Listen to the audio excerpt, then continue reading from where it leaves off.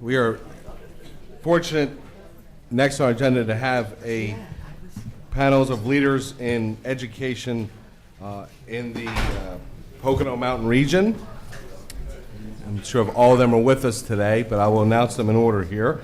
Mr. John Bell, who's the superintendent of the Delaware Valley School District, Ms. Carolyn Geary, who's the superintendent of Pleasant Valley School District, Mrs. Sharon Lavendor, did I get that right? Lavender, superintendent of East Stroudsburg Area School District. Superintendent, thank you. Meg Dillard, president of the School Board of Pocono Mountain School District, and Dr. John Polino. Got that right? Okay. Superintendent of Stroudsburg Area School District. Are we going to do this as a panel? You want to all come forward together? If you could do that, that'd be great. I'd appreciate that. Well, what we could probably do is do two at a time, and then what we'd like to do is have an opportunity to ask questions to the whole panel then, okay? At least in terms of accommodating the size of the table. And then we'll all get together as a panel and ask questions. We have an hour for this, so if we can possibly limit our testimony, formal testimony, to 8 to 10 minutes apiece, we'd appreciate it. Okay? Thank you very much. Thank you. I think Rosemary told me 2 minutes, but that's, so I'll try to stick to that for you. That's even better, right? Then 2 it is. Okay, all right. Well, thank you very much. I won't read verbatim from this piece of paper that I presented to you, but I just want to thank you for just trying to tackle this. I mean, this is a chore and a half. It could be worse. You could have been on the Pension Reform Commission, right? Yeah. So we're thankful for you, and we're thankful to Rosemary for bringing you here to the Poconos. Delaware Valley is fortunate that we're annually on the list of best high schools or best school districts in America, including U.S. News and World Report, Newsweek, Washington Post, and the College Board's AP Districts of Honor Roll. The Center for American Progress from Washington, D.C. recently ranked us one of only 49 districts in Pennsylvania with the title of the best return on investment. For many years now, we've had the lowest cost per pupil in our area. All of our employees took salary freezes for 2 consecutive years to help us through the recession. It is an outstanding place in terms of academics and fiscal prudence. And I just wanted to highlight 4 points for you for your consideration going forward from our perspective at Delaware Valley. First, I wanted to mention the basic education funding foundation supplements that happened in 2006, 2007, and 2007, 2008. In the first school year, there were 158 districts across the Commonwealth that were eligible for this additional funding because we spent less per pupil than than the state designated amount. All told, in 2 years, we were given an additional $933,000. The first year, 158 districts were eligible. The second year, 169 districts were eligible. And that $933,000 was added to our SB base. Secondly, when the state did the costing out study, it provided supplements to Delaware Valley, again, because of our low cost per pupil, which amounted to an additional $1.1 million. These are 2 huge SB supplements that have remained in our SB base, totaling more than $2 million, which represents more than 15% of our 2014-15 SB appropriation. So if this money isn't factored into Delaware Valley's base allotment in any new formula, you can imagine how devastating the effects could be. Therefore, I ask you to please commit to a hold harmless pledge, at least with current money, so that Delaware Valley does not become an unintended victim of the Commission's good intentions. Third, I wanted to mention about some form of cost of living index, which the gentleman from PSBA had brought up as well. For Delaware Valley, our closest metropolitan area in Pennsylvania is Scranton, which is a really low cost of living region. A house that sells in the Scranton area for approximately $125,000 will be well over $200,000 in our area, even though it's 45 miles away. Our school district borders both New York and New Jersey. In fact, we're probably the only Pennsylvania school district that borders the New York metro region because of the way the twists and turns of the Delaware River. This proximity drives our cost of living up significantly compared to our peers in Northeast PA, in the Scranton, Wilkes-Barre area and things of that nature. If there's no regional cost of living factor, or we're lumped into the Scranton region, the formula will not accurately reflect the true cost of living for our school district.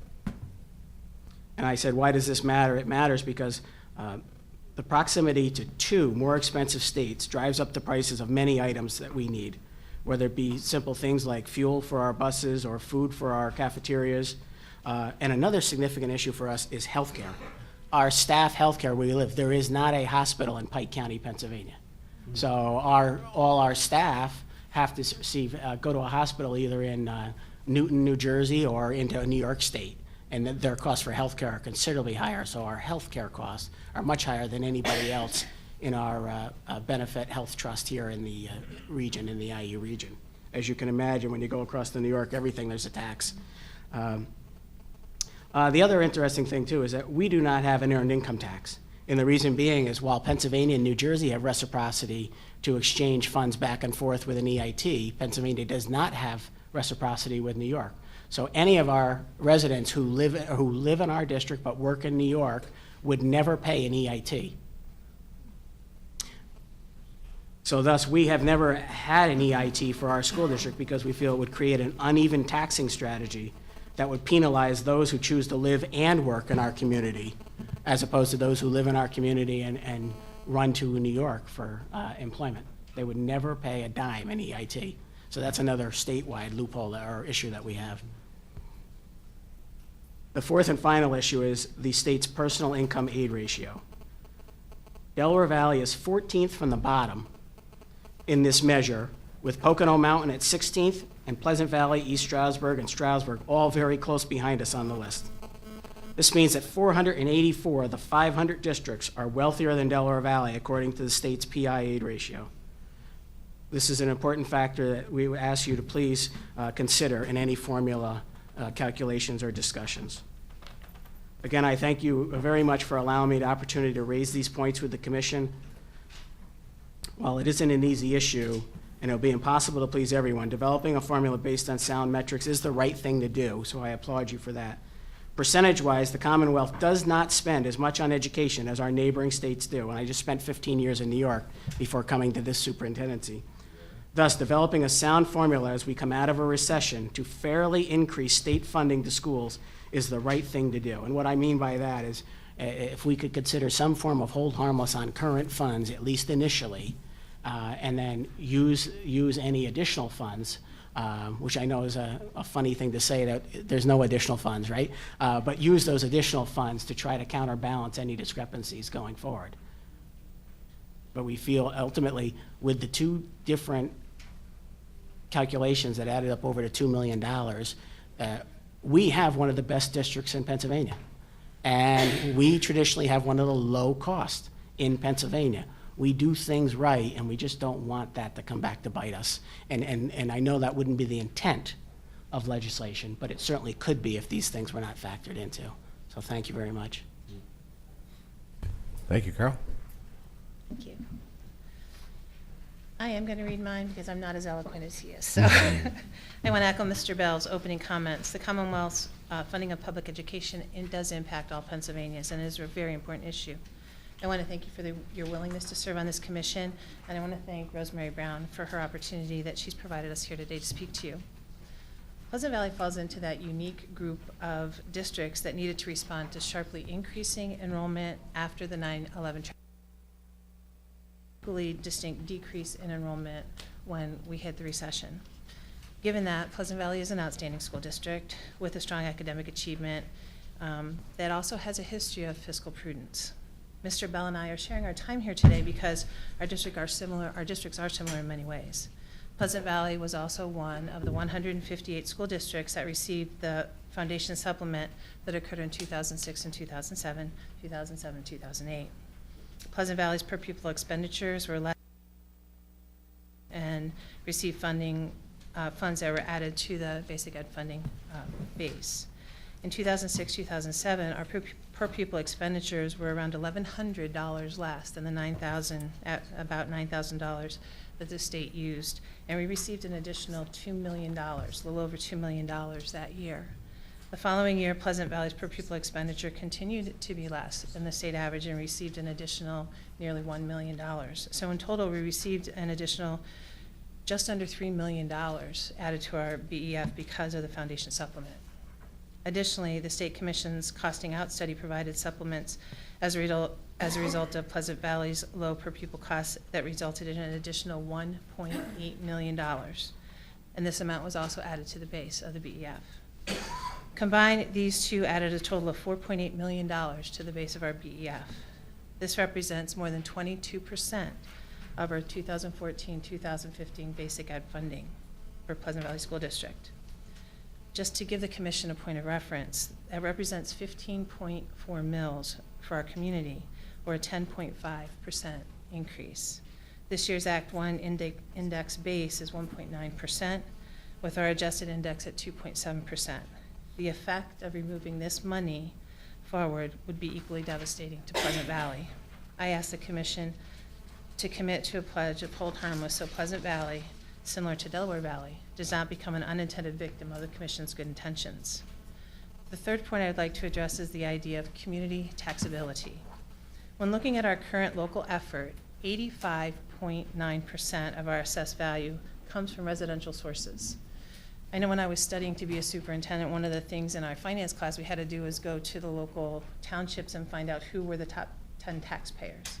And at Pleasant Valley, in 3 of the 4 communities, 7 of the top 10 taxpayers were homeowners, just like you and me.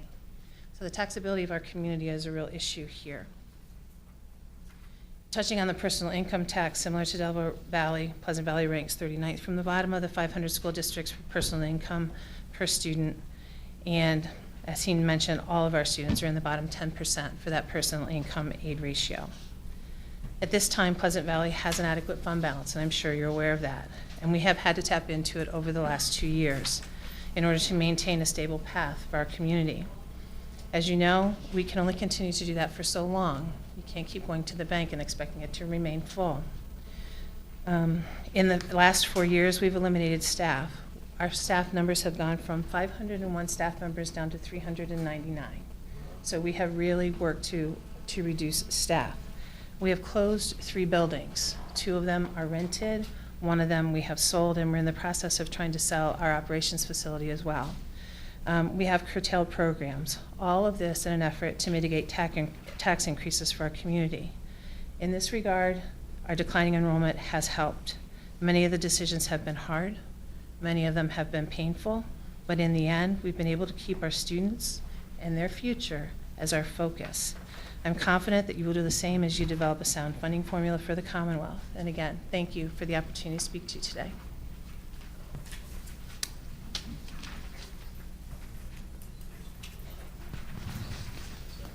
Thank you, Carol. Can Sharon, Superintendent, East Stroudsburg School District, step up, please?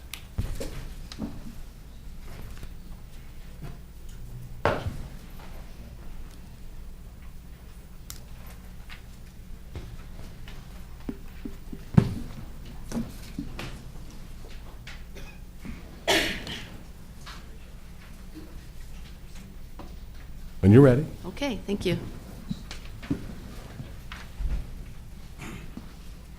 I'm going to read the facts because our presentation really sticks to the economic demographics of our school district, and I want to make sure that we understand that. So good morning, I guess it's afternoon at this point, and on behalf of the East Stroudsburg Area School District, we want to thank you for your time today and to thank Representative Rosemary Brown for her assistance in affording us this opportunity to provide testimony for the Basic Education Funding Commission here in East Stroudsburg. I am the proud superintendent of this great district, and I welcome you all here. Our purpose in being here today is to share with you our school district's demographic background and how East Stroudsburg Area School District has historically been underfunded.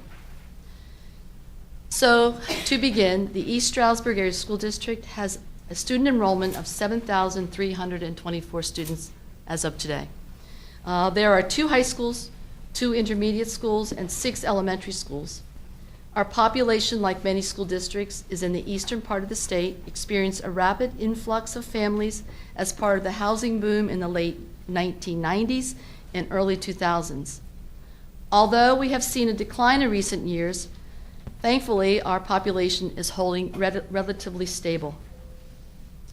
Our district is considered large geographically, covering 214 square miles.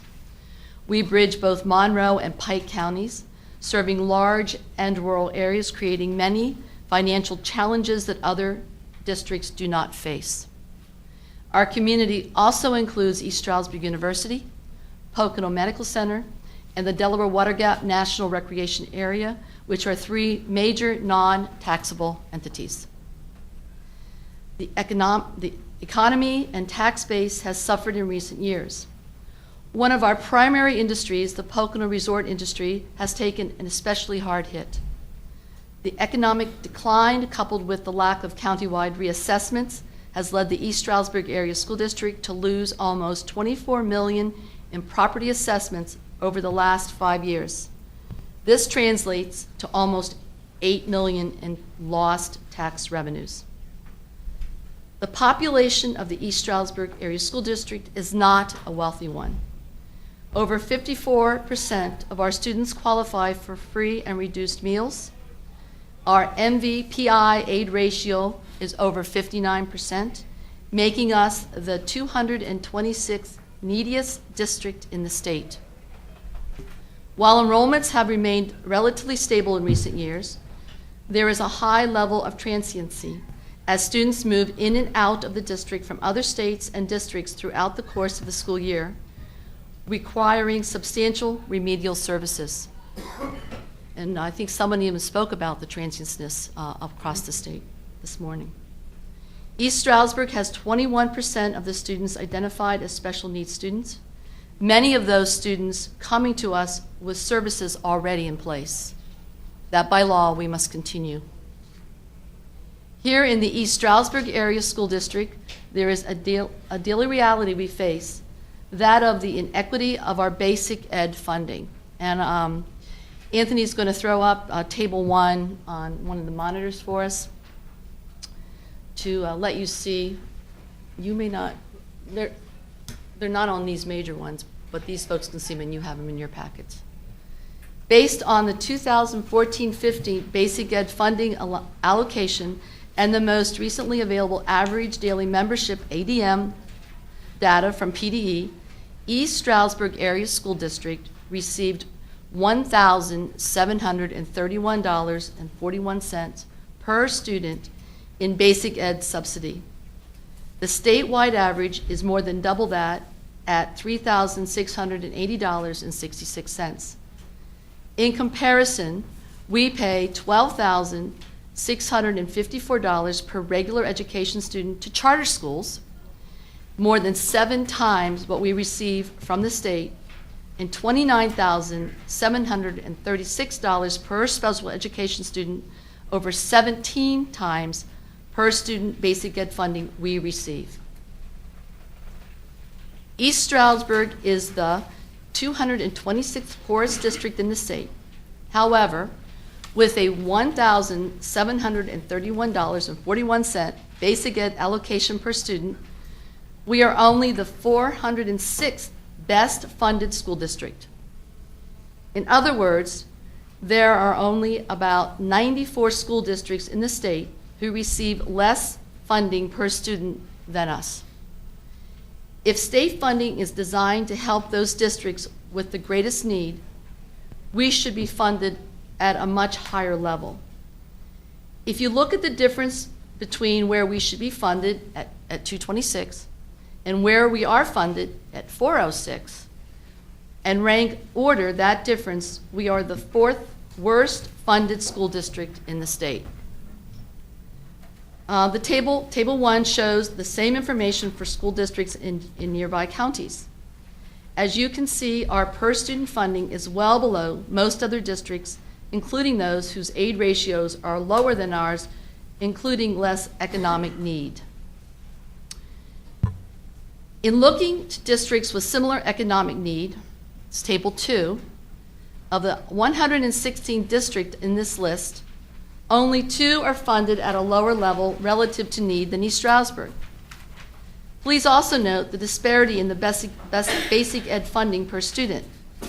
East Stroudsburg received $1,731.41, while many districts on this list receive over $6,000 per student, and one district whose AIDS ratio is virtually identical to East Stroudsburg receives over $8,000 per student.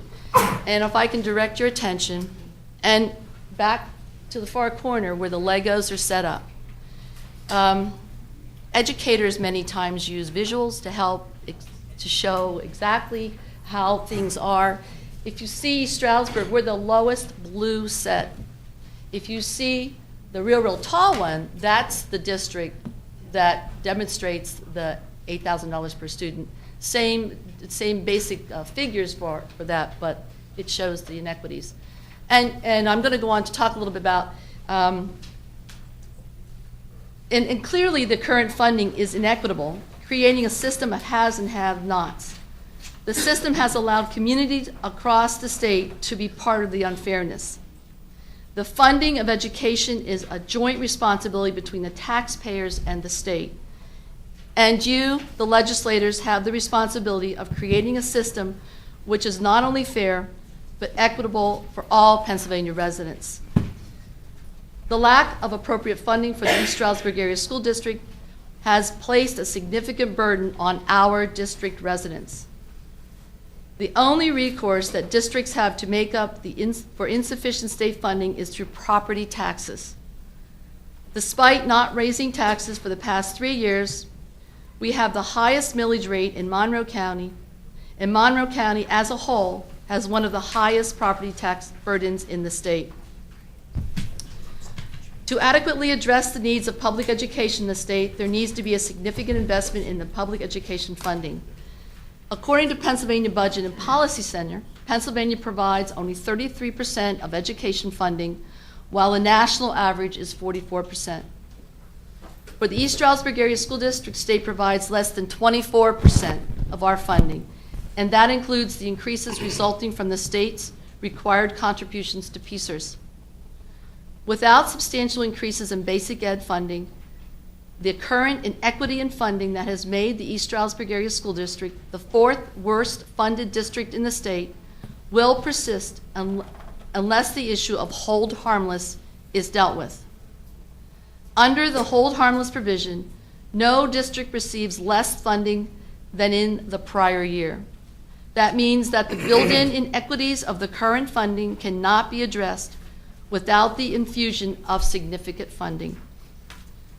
Understand that addressing hold harmless is a politically undesirable action, as no one wants to propose reducing funding for any school district. However, it is clearly the elephant in the room. The hold harmless provision has prevented the state from reallocating resources as economic factors have changed around the state, resulting in inequitable and insufficient funding for many districts, and has had a direct and negative impact on the East Stroudsburg Area School District and our taxpaying community. If the legislature is not going to commit to a substantial increase in basic ed funding, the only recourse for obtaining more equitable distribution of current resources is to address hold harmless. With that in mind, the only other comment I'd like to make is this whole concept, and as you can see by the Legos, pits communities against communities. And right here in Monroe County, you're going to hear from districts that don't want to change hold harmless. And so our communities are kind of up against each other, and nobody really wants to address that. But as you can see by my testimony, East Stroudsburg is way at the bottom of that list. So thank you very much for your time and for the opportunity to speak with you. Thank you, Superintendent. Ms. Dolger?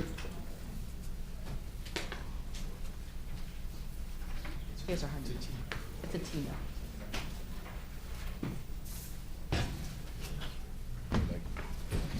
You, Dr. Trolino? Actually, no, I'm not. My name is Tony Arnold. I'm Assistant Superintendent with the Pocono Mountain School District. All right. I'm Meg Dilger, Okay. and I'd like to thank you for inviting me here today. I'm really under the weather, and I've asked Tony Arnold, our Assistant Superintendent, to please read my testimony. Okay. Thank you. So Okay. don't pick on me, okay? Or me. Good morning. I would like to thank the Basic Education Funding Commission for the opportunity to testify today. Unlike the other participants today that are testifying as school administrators, I am representing the taxpayer. I am an elected school board director for Pocono Mountain School District. I have been a board member for the last 11 years and can testify that change needs to happen. I believe in public education and chose to enroll my 5 children in Pocono Mountain. They were successful and have continued with university studies and postgraduate work. Major changes are needed to fix the broken system of state funding for our schools. The statewide disparities in basic education funding need to be legislatively corrected to provide adequate, equitable, and fair funding to all of our public schools. I am certain that charter school reform is Pocono Mountain's #1 priority. To date, we have closed 2 failed charter schools. I have attached a copy of Dr. Elizabeth Robeson, Pocono Mountain School District Superintendent's testimony presented on February 27, 2014. This document accurately outlines the issues. Today, I will highlight 3 issues. 1, academic performance. 2, financial accountability. 3, charter school funding. The academic performance of charter and cyber schools is not appropriately monitored. There is a lack of educational oversight. The Pennsylvania Department of Education's overall academic ratings of charter schools have indicated they have not met the state mark. The playing field needs to be equal with quality programs and delivery of instruction. Public schools are required to have 100% highly qualified teachers. Only 75% of a charter school's professional staff needs to be professionally certificated. Public schools must now consider student performance as a fact in teacher evaluations. Charter schools have been exempt from this requirement. Charter schools are exempt from providing services to gifted students that are required to be provided by public schools. The lack of financial accountability needs substantial reform, since charter and cyber schools are strictly funded by local school property tax. Public school board directors are elected. Charter schools select board members who are not required to be residents of the chartering district. Public schools have restrictions on the size of fund balances. There is no restriction on the size of the fund balance for the charter schools. Unspent funds are not returned to the school district or the taxpayer. There is no clear exit plan for a charter school that voluntarily relinquishes its charter. Charter schools can insulate themselves from public scrutiny by establishing a not-for-profit foundation or similar entity that owns the school building. The charter school funding requires the district to make payments to the charter school based upon a per-pupil formula. Charter and cyber school funding is based on the budget of the resident school district, not the actual operating cost of the schools. Each school district pays a different amount of tuition for its students to attend the same charter or cyber schools.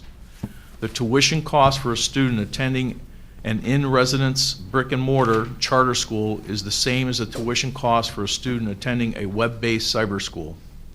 The cost per student does not relate in any way to the amount of taxes a parent pays. This is an issue that I know is of great concern to our Auditor General. Charter schools continue to improperly apply for and receive state reimbursement for lease payments. Both charter schools operating within Pocono Mountain School District's borders were cited by the Auditor General by receiving such improper lease payments from the Department of Education. The payments to charter schools do not guarantee the charter school's financial obligation to PESers, employee withholding taxes, health care, etc. If these obligations are delinquent, it becomes a financial burden to the school district. My district is currently being held responsible for more than $130,000 worth of delinquent PESer payments from a failed charter school, which the state wants to deduct from the basic education funding of our schools. To summarize, charter and cyber charter schools should be removed from the local taxpayer's obligation and should be funded, regulated, and all oversight by the Commonwealth. Thank you very much for allowing me to speak on behalf of Pocono Mountain and the public education. Can I just use the discretion of being a co-chair and just thank you both on a total side note for the incredible community support that was led by your school district and, of course, this entire community with the state police and what went on here a few months ago. It's just absolutely incredible. Thank you. I know if we can add a supplement in for the district for when there's a major police manhunt, that we want to be able to help you, we'll try to do that. But just thank you so much. We'll take that message back to Dr. Robeson and our school board. Thank you. Thank you. Thank you. Dr. Tolino?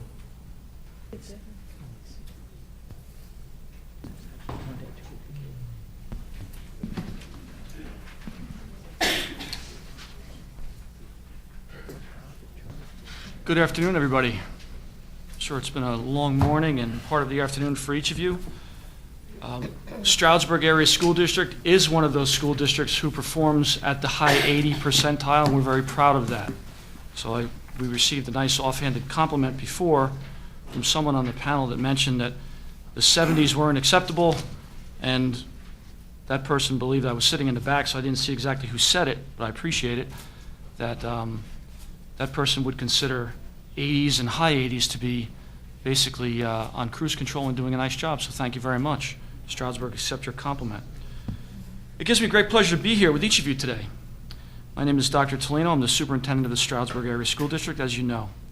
I'm in my 8th year as the superintendent of the Stroudsburg School District, and I'm entering my 14th as a superintendent. I have kind of a different perspective because I had a 25-year career in New Jersey, so I've seen these things come and go. I've seen funding formulas up and funding formulas down. I'm not going to spend a lot of time providing you with statistical information or numbers that are going to numb your brain.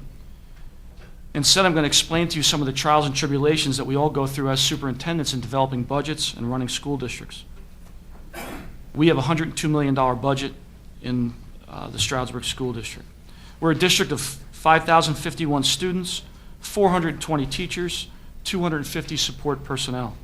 We have 8 school buildings and 75 school vehicles, and each year we're faced with the development of a budget that provides programming for 750 special ed students, 4,300 other students with varied interests and academic levels.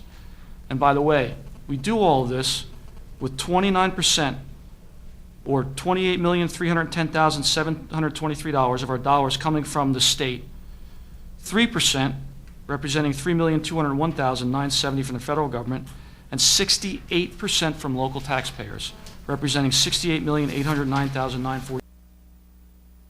Some of you on the dais, establishing a $102 million budget might not sound very difficult. So with that being said, let me ask you some questions that we are faced with year after year. Should kindergarten be full day or half day? Because we could literally save the salary of 10 teachers. Do any of you know the ramifications of moving from kindergarten from full day to half day? It sounds like a simple thing, but it's not that simple. Should we increase class size in the elementary grades when in fact research clearly shows that smaller class size results in increased performance? By the way, we already increased class size 2 years ago when we furloughed 57 teachers. Should we decrease the amount of electives offered to our students, hence increasing the amount of study halls that would need to take place in order to house our students? By the way, we did that 2 years ago when we furloughed 57 professional staff. Should we eliminate music and art teachers in the elementary grades and have elementary teachers teach this subject matter, thus eliminating the arts in their truest form from our curriculum? That's certainly something that we are going to be wrestling with over the next several months. Should we eliminate librarians from our district? They're not required. I'm not sure how many of you know that. They're not required. Should we not maintain or update any of the 8 school buildings and other peripheral buildings in my charge, knowing full well that the longer we wait, as all of you know, when we don't maintain, the price tag increases? Should we continue to put off replacement of my bus fleet, knowing full well that if I replace 1 bus per year, in 75 years, I will have replaced my entire fleet? Can buses last 75 years? We've been able to purchase on the average 5 buses per year over the last 3 years. Should we be frustrated that any one of my schools performs at or above any one school in other districts in this Commonwealth, even though some of those districts, in some cases, receive 60% of their funding from the state? Should we simply continue to provide an educational program on the backs of the local taxpayers because there are folks at the state who simply refuse to address this issue? Quite honestly, with all due respect, I don't want to talk about Philadelphia. You folks need to talk about Philadelphia. Should we just accept mediocrity for the students that we all serve, including the folks on the dais, and set a poor example and not fight for funding, which I and others believe to be inappropriate at best? How easy do you think it is to continually try to defend the things that we do in Stroudsburg for our kids to a community that is trying to be supportive yet still trying to maintain their own financial well-being? They want good schools, but they also have to be able to live. Did you know that if the state covered 50% of the cost of public education here in Stroudsburg, the local property tax millage would be lowered by approximately 62.63 mils? I'm not even asking for what you provide to Philadelphia or other communities around the Commonwealth. The questions I just posed to each of you are very real. And in fact, we're in the process of contemplating each of them right now. Here's another fun fact that each of you should think about. If the Stroudsburg Area School District stays status quo in the areas of salary, Social Security, and pension, which, by the way, we didn't create. Our taxpayers in Stroudsburg or any place else in the Commonwealth did not create the pension issue. However, being asked to fix it. And if you throw medical benefits, so if we throw salary, Social Security, pension, and medical benefits over the next 3 years, if it stays status quo, if there's no change whatsoever, the Stroudsburg Area School District will see $11,574,000 increase in those areas alone with no change. Just to provide an order of magnitude to each of you, that dollar figure represents 100 teaching staff. Furthermore, based on an approximate Act 1 index of roughly 2%, it's really about 1.98%, and then figuring in the collection rate of 88% for our district, we only have the ability to raise taxes $2.6 million over that same 3-year period. Now, that leaves us without even having any discussion about program over the next 3 years, assuming I can raise $2.6 million in taxes, $8.9 million difference. Now, some of you could be thinking, well, maybe Stroudsburg should tighten its belt. And I understand that, because we've all had those conversations in the local counties and the local districts. Well, it's a great thought. We did it. We furloughed 57 teachers over the last 4 years, and over the last 4 years cut over 100 employees, 57 professional staff alone 2 years ago. And our teachers and other employees have taken salary freezes. Our teachers are currently in the second year of a 2-year salary freeze. Now, I understand that I may come across as a little bit aggressive. I don't mean to do that. I mean this with all due respect. But it is frustrating when we don't sit on a large fund balance in Stroudsburg. We just don't do that. We don't have the ability to do that. We perform at a level that we are very proud of. Are we where we want to be? Nope. Nobody ever is. Nobody accepts mediocrity. And I'm so pleased that you came to this area to hear all of us today. And I think that you have an extremely difficult job. I would love to be able to start a clock right now to see from the time this meeting is over, and of course the others you've held around the Commonwealth, and I appreciate all that, to see when and how we can make something happen. There are those of us that are in the trenches every day that would welcome conversation. And if you need for us to provide information, we're here. We don't go anywhere. We go to work every day. We're in these communities. So on behalf of myself and the Stroudsburg Area School District, I want to thank each of you for coming out today and listening to us. Some of it may not have been comfortable, but I'm sure you're used to that because you do it all over the state. And we've all been in those situations before as leaders. So again, thank you very much for having me. I certainly appreciate it. Enjoy the rest of your day.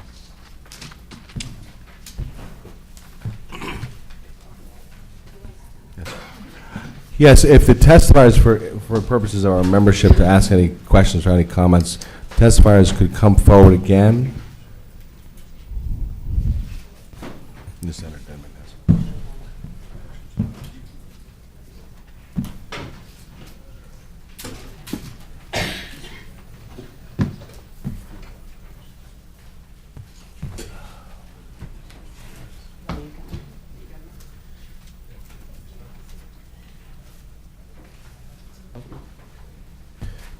Yes, thank you again. Senator Dinnerman. Dr. Delano, you mentioned you had been in New Jersey. Yes. New Jersey property taxes are not very low either. I understand. So what is it that you would recommend to us from your New Jersey experience nothing that what I was trying to get across to this committee is Correct. you have a very difficult job, and New Jersey hasn't done any better. My perspective is from 2 states, and clearly these are issues that a number of states are wrestling with. My hope is, and if I didn't get it across, I apologize, my hope is that after a 25-year career in New Jersey, and now at least 8 in Pennsylvania, and more to come, that at some point in time, Pennsylvania will be the leader, and let's beat New Jersey, and let's do it right. I've lived up here since 1985, so I see all of the issues that have gone on here. Well, my point to my question was precisely what you were saying, that we have residents moving into our area from New Jersey because the property tax is better in Pennsylvania than it is in New Jersey, for many districts. But the main question is this, you're right, there has to be a balance. You're right. Some of you want us to take a pledge, is the word you used, for hold harmless. Others believe hold harmless is the worst thing in the world and trying to get their districts in good financial shape. All we can promise you is not to take a pledge one way or the other, but to try to figure out what a reasonable and good formula would be. One of the difficulties, let me ask this, there's legislation right now in Harrisburg to end the property tax. Is that a solution you guys look at? Because most of the educational organizations have said to us, don't do it. I mean, someone's going to pay, all right? If it's not going to be the property tax holder, it's going to be in sales tax. It's going to be in an income tax or a progressive income tax. In other words, yes, we can change a formula, but a formula without adequate amounts of money does not solve anyone's problem. I mean, if you don't change the pie, then yes, someone gets a little more, but you still don't have enough to take care of what you've outlined, Dr. Toleno, and what others of you have outlined. Who do you suggest pays it? Well, Senator Dinniman, with all due respect, I don't worry about HB 76 and the other bills that are out there. I'll tell you why. I have a school district of over 5,000 students and 700 employees to run on a daily basis, so I don't run my day based on some theoretical information that might come up. So I haven't spent time figuring out. Well, maybe, but you're being unfair. You're being unfair to us because you come before us and you state how bad the system is for your district. And I appreciate that. But someone pays the bill. And it's our responsibility to figure out who does. That's okay? right. And we're debating that. But No, I'm not debating. You no, folks debate but that. you can't cop out on us. You can't, as a superintendent, say that the taxpayers of our district are outraged by how high their property taxes are. And then when we turn and we say to you, as someone experienced in education, as someone who's in the trenches, as someone who's going through this each day, and I say this to each superintendent, what do you recommend? Because the difficulty is, yes, everyone wants a formula a different way. But when it comes down to asking the superintendents or PSBA or PSEA or whatever the alphabet soup is, what do you recommend? Everyone says that's not their business. Tell us, in your view, I believe that not less than an hour ago, PSBA had a proposal in front of you. They made a recommendation. They do, but PSBA opposes any elimination of the property tax. So therefore, okay? Senator Dinniman, you have the debate. Or- My job on a daily basis is to run a school district. If you believe that, I mean, I'm not trying to argue with you in Well, this you sense. are. Well, I am because if you believe that you have no responsibility to convey to the legislators what your view is on the proper type of funding of schools, other than to say the state takes over more than the school district. I think you're copping out on us. That's my own view. You can I appreciate keep your your opinion. view. I I appreciate wonder your if any of the other superintendents want to share with us what their feelings are. Is there a ratio that would be better in your district, or what is it? No, see, no one wants to ever talk about that. Well, one thing that I will say is Yes. House Bill 76 does not eliminate property tax. Oh, I'm not arguing about that. I just Okay, was. so, but I yeah. think it's important, you made the statement eliminating property. It Yes. does not eliminate property tax. Okay. Do you have a view that would be helpful to your district? Something that's equitable, that doesn't pit communities against communities. One of the things that I tell because we have 2 high schools, we will never be equal. It will never be equal, but it should be equitable. And I think that's something important to take away with you. I appreciate that. Equitability and consistency we've Yes. heard, which is good. Thank you for contributing. The only Appreciate things that. that I would add, hopefully in a non-confrontational way. Yes. You two, we're going to take you out later over drinks and we'll solve it. No. 2 things. Number one. Well, you know why I'm asking. Absolutely. Yeah. Yeah. 2 things that I want to raise, and you may bring it up too, is I'm glad Jersey came up because without New Jersey, we would be the lowest provider in terms of the percentage of the state Absolutely. money that comes into our budget. Only Jersey is worse than us. Correct. The second thing is my budget's $74 million, and I pay $1.3 million of that taxpayer dollars comes in the door and goes right out the door to cyber charters, none of which have ever had a passing score of even a 70 on SPP. The average of all the cyber charters is 48. And the ones that my kids go to, none of them even scored a 48 on SPP. It's the biggest crime of taxpayer money in this Commonwealth. I happen, if I may finish, I happen to agree with you, Mr. Bell, Dr. Bell, and I believe that some legislation has to be done on that area. Senator Schmucker has done his best to try to get legislation out. Yeah. But you know, the reality is, the cyber charters and the others have tons of lobbyists in Harrisburg. Their parents are come up all the time. And perhaps what the public schools have to do is have our parents.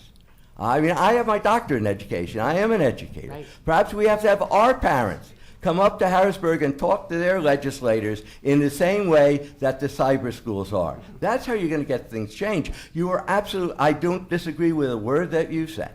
Thanks. Thank you. Thank you, Senator Mr. Chairman. Monroe is obviously, at least until recently, the districts in the Pocono region are those districts that are, at least in my experience representing them, and for anyone who's observed what has happened, given the relative growth, the massive growth of population to the region and the need for educational services in the region, has been the alternative to the hold harmless argument. And because of that growth, it has been, our current dynamics in our formula have been difficult to serve the old formula, looking towards a new formula, difficult to serve really some of the unique elements of Monroe County. The fact that you have a lot of people who are living here but not working here, a lot of vacation homes, commercial property that's, at least in terms of relative proportion to commercial residential, is not as significant as maybe the Southeast would be. So for our formula to serve the interest of the Pocono region, a lot of the basic elements have to be questioned. Couldn't go with status quo going forward. There wouldn't be enough money to do it. You know, the basic elements have to change. And one of them is aid ratio. One of them is determination of relative wealth. And that's something that's been in our formulas since SB was established back in the early 80s. And there's been recommendations from the School Boards Association to, and there will be other ones, to try to present a different model that would provide, at least for future dollars, we don't know at this point whether we'll get into distributions and redistributions of current dollars, but future dollars, a different platform to determine what really the ability of a local district is to pay for its services. Now, obviously, the Pocono region has had to rely more significantly than many areas of the state on local support given its growth and the population dynamics of the region. I would, if I could ask for your assistance in this regard as we move forward, in looking at the current platform and how it evaluates relative wealth, property valuation, personal income, 60-40, and looking at it in relation to the districts that you are aware of, in the dynamics of those districts, and evaluate whether that current measurement is not appropriate for the Pocono region, or you have recommendations to change that. Take a look at what the PSBA had recommended and how it positions the Pocono region relative to other areas, because I think if you look at that, you may not be surprised, but in relative terms, you find the Pocono region districts very quickly and where they stand in relation to other districts. They are outliers in enormous degrees if you're just looking at purely a residential property burden and not commercial property burden, which is the determination that PSBA has made in their recommendations. I don't know in the end if that's would be the best way to look at this statewide, but it is I applaud them for putting that forward. But reflecting on Senator Dinniman's comments, it is important to receive your input in relation to what is currently in our formulas, the dynamics of the formulas, and how they relate to your districts, and provide recommendations to us as to the elements that absolutely need to change, because maybe the current aid ratio is, in relation to other districts, works.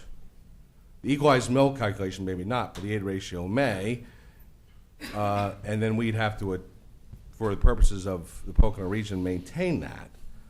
But without your input on that and looking at that from your local knowledge and perspective, it'll be tough for us to go forward with any recommendations that accommodate you. So that's something I'd highly recommend you do. Any other commentary for us? Senator Brown, that's all I was trying to say as well. Every region is so different, you know. Probably I represent the other region of tremendous growth, Chester County, you know, and we often compete with Monroe County to see who, for many years, to see who was going to grow quicker, and then occasionally Carbon County got into the act. But the point is this is not going to be a very easy enterprise, and also some of our school districts, you know, in my county, because we're a fairly well-to-do area, we not only have residential, but we have many of the major high-tech centers in the United States. You know, we only get about 12, 14% from the state. So but our citizens say, why are we giving all the money to the state when we get so little back from the state? So I do understand the problem that each area has, and I've learned from other members. Representative Lander has helped me understand about rural Pennsylvania, and you know, we were rural once, Donna, but now we're no longer rural, and how it affects farmlands. You know, everything's connected. We give under Lean and Green, we give breaks to farmers so we can preserve open space, and because the citizens love open space and they tell us they want it. But on the other hand, a school district that is coming from a all farm community, it's very, very difficult, because you add the Lean and Green on to the less tax revenue that comes in. So any input is of great value, and we're going to try our best. And we have two chairmen who know how to get through the legislature from experience things, and we're going to do our best we can. Thank you, Senator Dinniman. Any other questions or comments from members? Yes, Co-Chairman Verb. Thank you. Just briefly, Mr. Bell's suggestion, I actually think, Dr. Tolino, you and I would probably enjoy beer together more. I share your frustrations. One thing I just want to close on is, as we cross this Commonwealth, whether we're in Philadelphia where they had 70,000 empty seats years ago, they're making reforms and cuts. All of our districts are making reforms and cuts. We go to some districts with no DIAs, no administration building. We go to districts with barely any grass, to those with turf, major stadiums, modern snack bars. We have great challenges that are ahead of us without question. And we understand your frustration and of all of you. And it is a great challenge as we move forward to try to address the formula. But we can't have people also come in here crying poor mouth and then a week later find out that district invests $200,000 in a city parade. So just understand, you did not do that. We're still here. But understand that these are the things we are dealing with, every little issue, and your testimony and your commentary and your feedback is very important to all of us. And yes, we have a Herculean task, there's no doubt about it. But we signed up for the job and we're here and we're going to try to get through it. Thank you. And it's important for you to be aware the issue of charter school costs is something that we're considering as part of the state formula. So, absolutely. Thank you very much. Thank you. Thank you for your accommodation today. Thank you.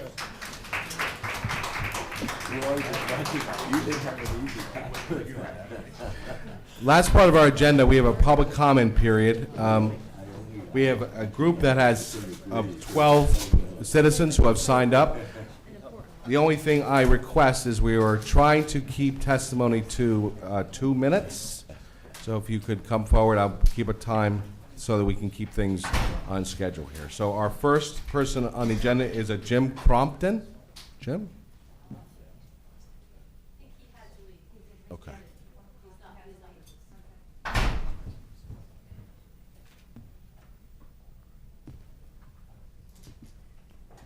Okay, next would be a Merlin Clark.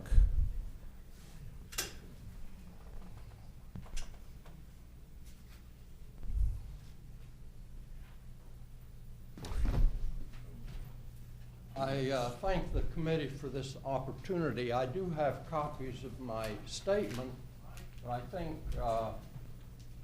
Speak into the You mic. guys speak, Into the mic. you can take a seat and speak into the mic. Again, please remind the members of the public that we have to keep commentary to 2 minutes, all right? Well, I'm a member of the Stroudsburg Area School District. My name is Merlin Clark.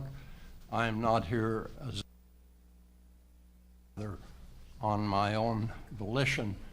It's fairly clear from the testimony that's been given that the issue here is not simply one of equitableness, but also the amount of money.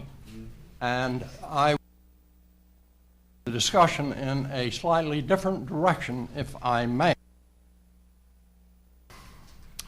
My comment is that even resolving these issues of equitableness, ultimately it will not deal with the most fundamental challenge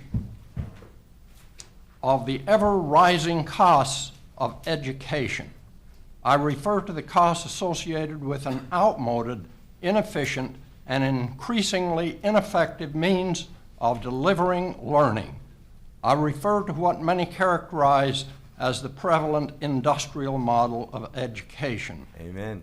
Where students are grouped into batches of 30 or so according to age, herded into egg carton-like classrooms, where a teacher stands at the head of the class and presents materials to the whole class regardless of each student's learning style or intellectual readiness for the material presented. Educators have known for decades that this system fails to effectively teach most of the students in the class, yet there seemed to be no alternative to providing some kind of publicly mandated universal public education. The flaws of this industrial system model for today's information age workers are legion, not only from an educational perspective, but in terms of the waste and costliness of it. From an educational cost perspective, the result of the industrial model translates into huge and costly requirements for remediation, not only within the K-12 system, but in higher education as well. Many students must be inefficiently recycled through classes they were destined to fail from the first day they entered the class. Clark, and because the recycling... I have to ask you to wrap up, please. I hope you take the time to read my statement. I'll just finish with what this commission can do. I'm suggesting that this commission has the ability to move our schools in this new direction, and that it would be well within the purview of your charge. Quite simply, you should build into the school funding formula incentives that will entice districts to initiate an appropriate blended learning model in a way that would put the ability to initiate these innovations and disruptions within the reach of every district. If the underlying energy behind the work of this commission is to better extend to all students of the Commonwealth the best opportunity for an effective education, then the commission should not simply serve as an agent for perpetuating and ineffective, costly system. While it may be the case that any district could undertake these kinds of initiatives independently under existing education law, experience teaches us that the forces of inertia are powerful. My fear is that pleas for more funding, equitable or otherwise, are tantamount to pleas to perpetuate and facilitate a status quo from which many benefit, many that is, except our students. This commission has within its power the ability to facilitate change. I urge you to seize it. Good. Thank you, Mr. Clark. Next on our agenda is Jackie Leonard. Please step forward.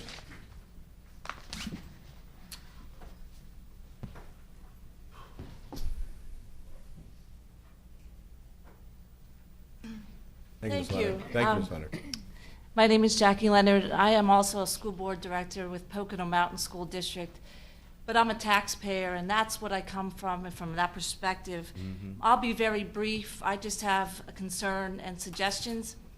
I know that the school funding formula is an issue, but my concern in Monroe County is the ever-increasing high school property taxes, and I know that that is a separate committee. But I don't think these issues are mutually exclusive. If you change the funding formula and in Pocono Mountain be one of them that is increased or any other one, I'm concerned in how the money gets spent. I know at Pocono Mountain we have done a wonderful thing of decreasing taxes the last 2 years, and we're doing the right things, but my concern as the taxpayer is that we're always one election away from getting somebody on the board to change what we have done in 3 years. So I would like you to look at how the money that you give and you allocate gets spent, and that it does come to help the property tax owners in some way. You could look at the dynamics of Monroe County, and we have so many foreclosures and people moving out of the area.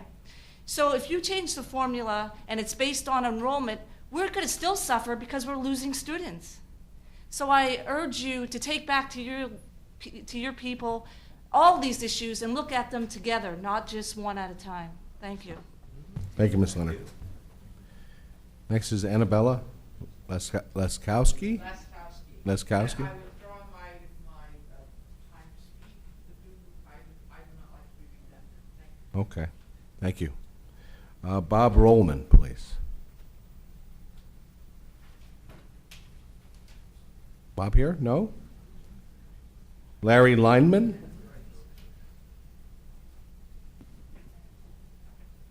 Larry?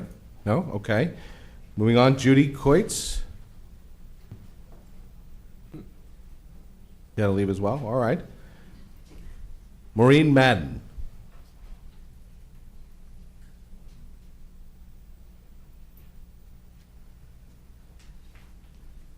Thank you, Ms. Madden. Hi, good, thank you. How are you? I would also like to thank you for coming to our neck of the woods and giving us an opportunity to speak. As an educator and a taxpayer here in Monroe County, I feel like we've been down this road before.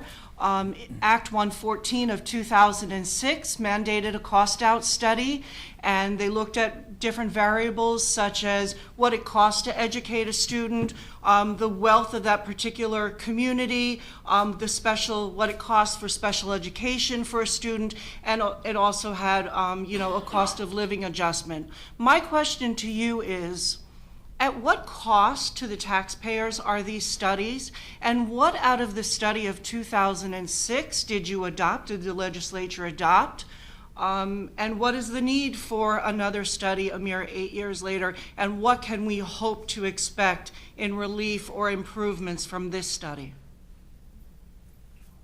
Thank you. You're welcome. And just to answer Senator Dinman's question about where does the money come from, I would suggest that maybe you adopt a 50% education from the state. You haven't done it since 1983, and I'm sure we would greatly appreciate and benefit from that. Thank you. Thank you, Ms. Madden. Michael Mahan? Michael, thank you.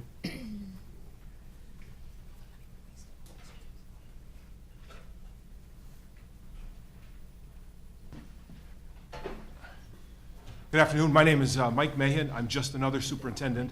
but we're from up in Lackawanna County, Abington Heights School District, just north of Scranton. Correct. And so I ran fast here because I have 2 pages. I'm going to try to get it in 2 minutes very quickly.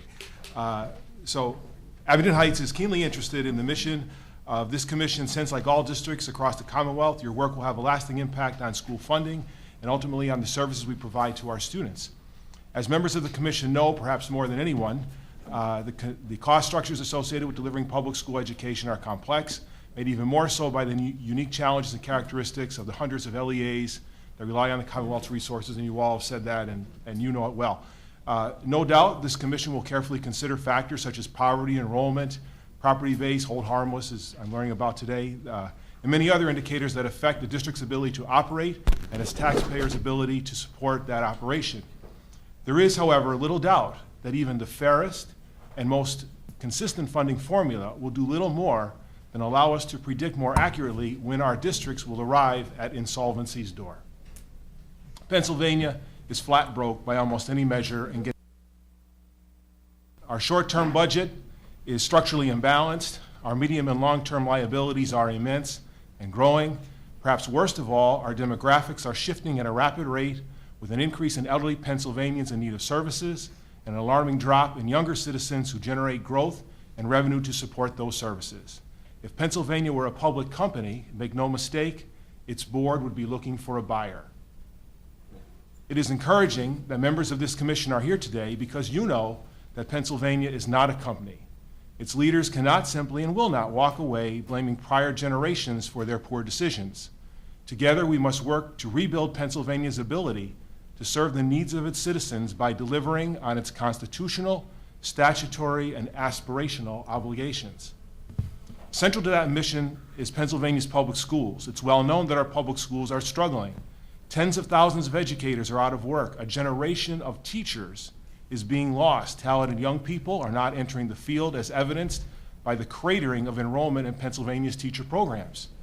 Taxpayers are being squeezed through their property tax assessments, many of which have not been updated for decades. Lackawanna County, for example, finds itself 41 years removed from its last property tax reassessment. Do your best to summarize at this point. Yes, thank you, Senator. I'll rip through. I offer a couple suggestions, and I'll offer them here. Our pensions are an obvious starting point as we sit yet again near all-time highs in stock markets with 10-year Treasury notes yielding 2.25%. More investment risk must be shifted from public schools in the Commonwealth to our school employees. Our massive liabilities must be refinanced to lower interest rates. To avoid the mistakes of the past, this refinancing must be funded through some form of dedicated and sunsetting revenue stream. Collective bargaining law must be reformed. At a time when many districts are struggling to keep their doors open, status quo can no longer be the default way that we run our schools. Our current collective bargaining law rewards the party most skilled and most willing to engage in attritional warfare. Pennsylvania needs a collective bargaining scheme that is fair to its employees, but also allows school districts the flexibility to adapt to rapidly changing environments. And the third thing, I'm running quick here, the school districts must be empowered and encouraged to reinvent themselves. They must find new ways to leverage technology and partnerships. They must have the courage to be ruthlessly efficient in delivering high-quality instructional opportunities to their students. In order to build these efficiencies, there must be a shift in focus at the state and federal level from regulation to innovation. Our conversations and resources in recent years have been far more centered on data collection, accountability models, and compliance than on building the foundations for excellence in a challenging fiscal environment. Our administrators in Abington Heights, for example, would much rather devote attention to a statewide initiative to bring computer coding to all classrooms than a statewide conversation on how to comply with PIMS. I'm grateful for this opportunity to present my thoughts to the Commission at a time when even incremental change is hard. Ground-shifting change, such as the few issues I described, may seem unrealistic, but I'm confident with your standing, not only in a statutory way, but also as leaders in our Commonwealth, you'll be able to drive not only a fair funding formula, which I think is the easy part, but fundamental reform for our public schools and our school students. And again, I thank you and appreciate allowing me to go over the time. Christina Slout, please.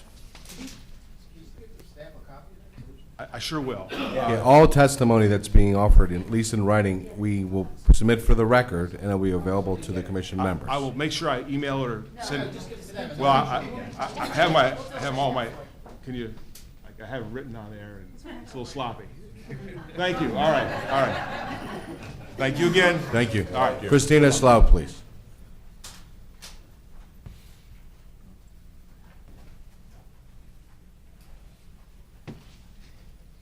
My name is Christina Sloat. I'm from Wilkes-Barre, Pennsylvania, and I drove up here today because of my concern with my children.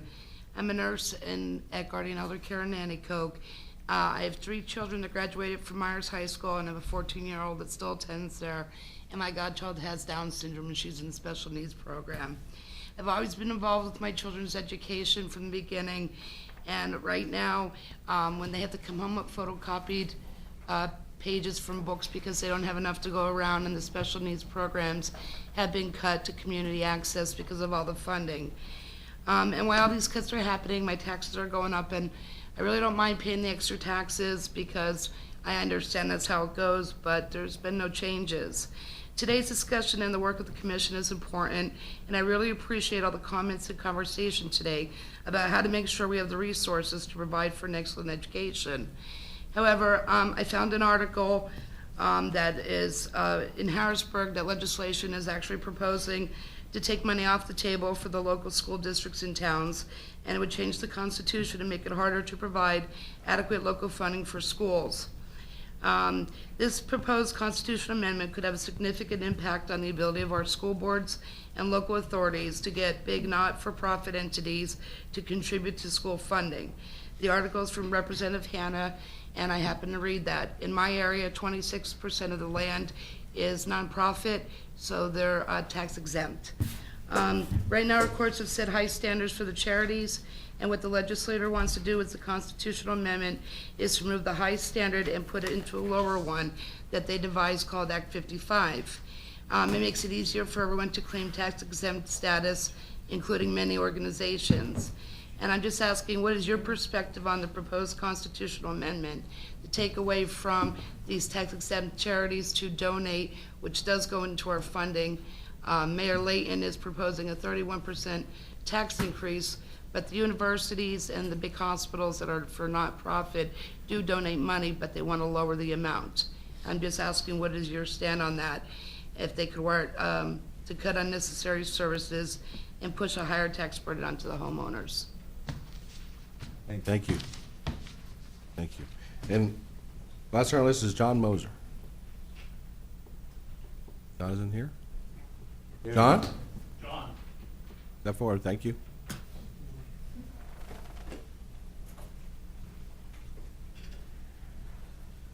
And let the record show that the 5 people that left early all told me I could have their time, so they could.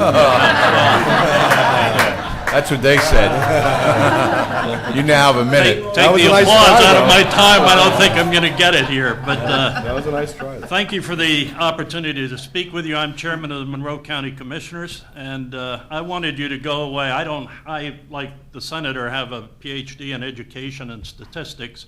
I don't pretend to know what you guys are talking about with half of the proposals. My reason for talking with you is that you don't check Monroe County off your list as, okay, we got done with number 9 out of 10, now let's move on somewhere else. Every representative and senator that was elected in this most recent election was elected on the basis of tax reform. Tax reform, school taxes are the issue. Not one of the issues, they are the issue in Monroe County. And Senator Dinniman, nobody from Jersey moves here anymore. It used to be, seriously, it used to be move over the county because your taxes are lower. Not anymore. Move over the county because your taxes are higher.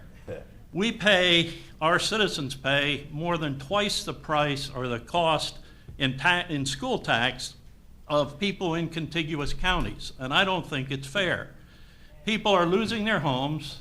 You know, 10% of our taxation comes from commercial properties. 90% comes from Smiths and Joneses that live down the street. People are losing their homes. In addition, businesses are not moving here because of the unfair tax burden that is placed on them.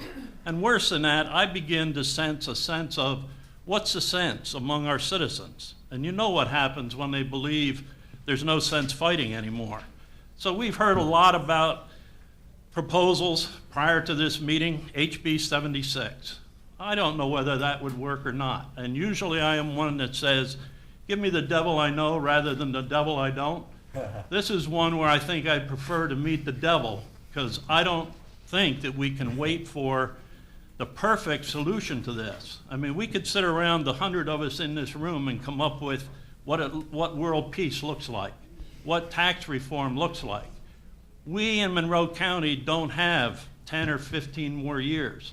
You talk about flipping the switch on hold harmless. In Monroe County, the switch was flipped 10 to 15 years ago.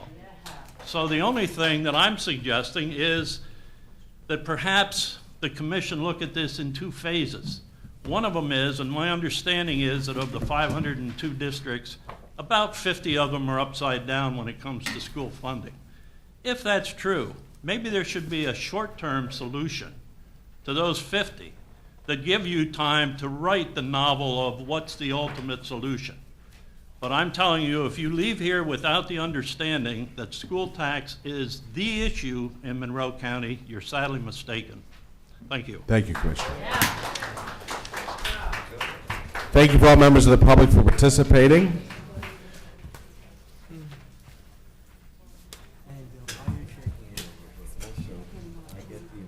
That is the end of our agenda. Any questions or comments from members?